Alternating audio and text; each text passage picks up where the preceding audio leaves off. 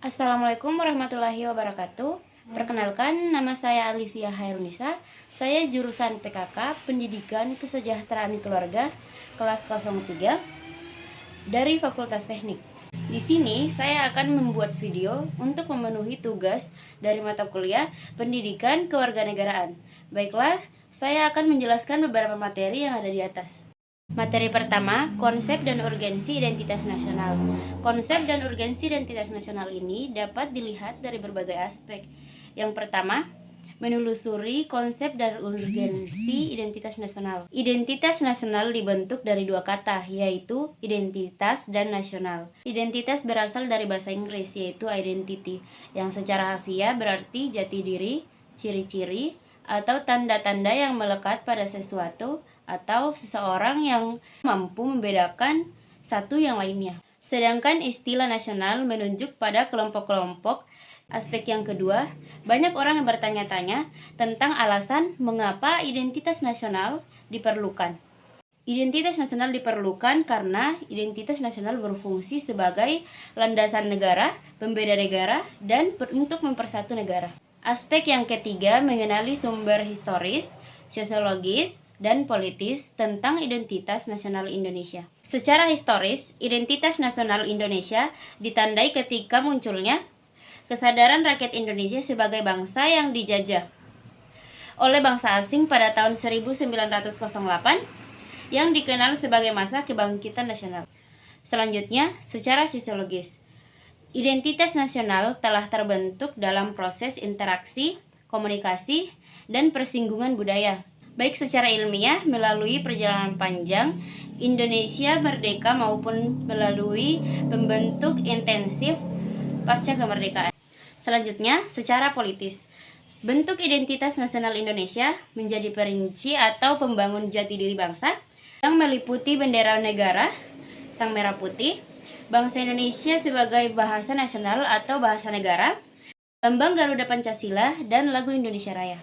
Yang keempat, mendeskripsikan esensi dan urgensi identitas nasional. Yang pertama, identitas nasional sangat penting bagi bangsa Indonesia, karena bangsa Indonesia dapat dibedakan dan sekaligus dikenal oleh bangsa lain. Yang kedua, identitas nasional bagi sebuah negara sangat penting untuk kelangsungan hidup. Yang ketiga, identitas nasional penting bagi kewibawaan negara dan bangsa Indonesia sebagai ciri khas bangsa. Selanjutnya, materi yang kedua, yaitu unsur-unsur dan tantangan identitas nasional. Unsur-unsur pembentuk identitas nasional seperti suku, bangsa, agama, dan bahasa. Salah satu contohnya, bendera sang merah putih. Sedangkan tantangan dalam mempertahankan identitas nasional di era globalisasi yaitu yang pertama, hedonisme. Yang kedua, memudarnya rasa nasionalisme dan patriotisme. Yang ketiga, memudarnya sikap gotong royong. Keempat, memudarnya sikap sopan santun. Selanjutnya, materi yang ketiga yaitu konsep dan urgensi identitas nasional. Konsep dan urgensi identitas nasional ini dapat dilihat dari berbagai aspek, yaitu pengertian identitas nasional. Pengertian integrasi nasional ini dapat dilihat dari beberapa pendapat. Safruddin Bahar pada tahun 1996 berpendapat bahwa integrasi nasional adalah upaya untuk menyatukan unsur suatu bangsa dan wilayah. Kedua, Riza Nov Afriani pada tahun 2001 berpendapat pembentukan suatu identitas nasional dan penyatuan berbagai kelompok dan sosial budaya dalam satu kesatuan wilayah. Ketiga, dari Juliati Suroyo pada tahun 2002 berpendapat integrasi nasional adalah bersatunya suatu bangsa yang menempati wilayah tertentu dalam suatu negara yang berdaulat. Yang keempat, Ramlan Subakti pada tahun 2010 berpendapat integrasi nasional adalah proses penyatuan berbagai kelompok sosial budaya dalam suatu kesatuan wilayah dalam integrasi nasional.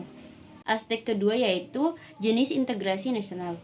Jenis integrasi nasional terbagi menjadi 5, yakni integrasi bangsa. Integrasi bangsa menunjuk pada proses penyatuan berbagai kelompok sosial budaya dalam satu kesatuan wilayah untuk membentuk identitas nasional. Kedua, integrasi wilayah. Integrasi wilayah menunjuk pada masalah pembentukan wewenang kekuasaan nasional. Tiga, integrasi elit massa. Integrasi elit massa ini ditunjuk pada masalah perhubungan antara pemerintah dan yang diperintah. Yang ketiga yaitu integrasi nilai-nilai. Integrasi nilai-nilai menunjuk pada adanya konsensus terhadap nilai-nilai yang minimum yang diperlukan dalam memelihara tertib sosial. Keempat, integrasi tingkah laku. Integrasi ini menunjuk pada tingkah laku yang diterima untuk mencapai tujuan. Aspek yang ketiga yaitu konsep integrasi nasional. Integrasi adalah kesempurnaan atau keseluruhan, sedangkan nasional adalah bangsa sebagai bentuk persekutuan yang berbeda latar belakang dalam satu wilayah yang dibawa kekuasaan politik. Selanjutnya, materi yang keempat yaitu dinamika dan tantangan integrasi nasional. Dinamika dan tantangan integrasi nasional juga memiliki beberapa pembahasan. Yang pertama, dinamika integrasi nasional. Upaya membangun integrasi secara terus-menerus dilakukan. Dapat banyak perkembangan dan dinamika dari integrasi yang terjadi di Indonesia. Kedua, tantangan dalam membangun integrasi dapat terbagi dua dimensi, yaitu horizontal dan vertikal. Dalam dimensi horizontal, tantangan yang dihadapi yaitu mengenai suku, agama, ras, dan geografi. Sedangkan dimensi vertikal, tantangan yang dihadapi berupa latar belakang kekotaan yang menyebabkan kaum elit berbeda pada masa yang cenderung berpandangan tradisional. Yang ketiga, mengapa bangsa perlu integrasi? Karena integrasi nasional dapat mempersatukan perbedaan-perbedaan yang ada di Indonesia, sehingga tidak adanya konflik yang terjadi karena perbedaan tersebut. Yang selanjutnya yaitu konsep dan urgensi konstitusi negara Indonesia. Konsep dan urgensi konstitusi ini juga memiliki beberapa pembahasan, yaitu menelusuri konsep dan urgensi konstitusional dalam berbangsa negara. Konstitusi merupakan seperangkat aturan atau hukum yang berisi ketentuan tentang bagaimana pemerintah diatur dan dijalankan. Arti luas konstitusi merupakan peraturan baik tertulis maupun tidak tertulis yang menentukan bagaimana negara dibentuk dan dijalankan. Sedangkan secara singkatnya, konstitusi merupakan suatu dokumen yang berisi aturan-aturan dasar untuk penyelenggaraan negara. Kedua, fungsi konstitusi. Fungsi konstitusi dibagi menjadi tiga, yakni landasan penyelenggaraan negara. Landasan konstitusi bagi penyelenggaraan negara administrasi negara adalah Undang-Undang 1945 yang merupakan perwujudan dari tujuan proklamasi kemerdekaan tanggal 13 sampai tanggal 17 Agustus pada tahun 1945 yang terdiri dari pembukaan, batang tubuh, dan penjelasan. Membatasi kekuasaan pemerintah. Konstitusi sebagai alat yang membatasi kekuasaan. Konstitusi juga sebagai identitas lambang nasional.